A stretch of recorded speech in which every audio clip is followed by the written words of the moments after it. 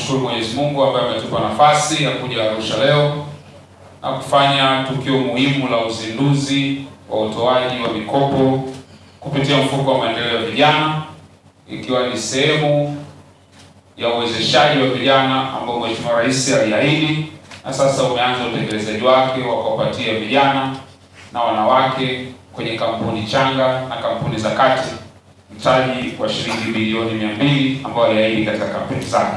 Tukio hili la leo linaashiria mwanzo mpya wa kujengea vijana uwezo wa kujitegemea, uwezo wa kuzalisha ajira, lakini pia kuchangia uchumi katika taifa letu.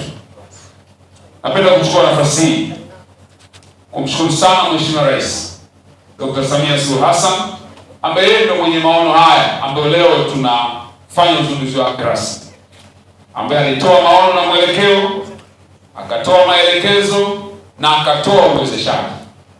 Fedha hizi ambazo amezitenga singeweza kufanya mambo mengine kutokana na mahitaji ya nchi yetu, lakini kwa sababu ya maono yake binafsi akasema, natamani nione vijana wa Kitanzania wanajengewa uwezo, wanapatiwa mitaji na wanaweza kuanzisha na kuendeleza biashara zao ili waweze kujiajiri, lakini pia waweze kuajiri watu wengine. Tuliweka mfumo wa kutuma maombi moja kwa moja kwenye wizara. Tumetengeneza mfumo unaitwa Youth Empowerment System, ambao mfumo huu utatakiwa kujisajili. Kwa ukitembelea page ya wizara hata baada ya tukio utaona jisajili kama kijana. Ukishajisajili kama kijana, kuna maswali utaulizwa. Yale maswali utakao kuulizwa yatakusaidia sisi kama wizara kukuweka katika kundi la aina fulani la uwezeshaji. Kwa baadaye hatutakuwa tunatangaza jumla, ila wale walio katika ule mfumo utakao unachuja wenyewe tutakapokuwa tuna fedha za uwezeshaji kulingana na vigezo ambavyo tumeviweka pale. Sisi kama vijana mama lishe tumekuja leo kupokea hundi kwa ajili ya mkopo ambao tunaenda kunufaika nao katika kuwezesha biashara zetu. Tunamshukuru Rais Mama Samia Suluhu Hassan kwa kutuwezesha kuenda kupata mkopo huu. Binafsi napenda kumshukuru Mheshimiwa Rais kwa kuweza kutupa fursa ya kupata mkopo kupitia hizi bilioni 200 ambazo zimetolewa na Mheshimiwa Rais.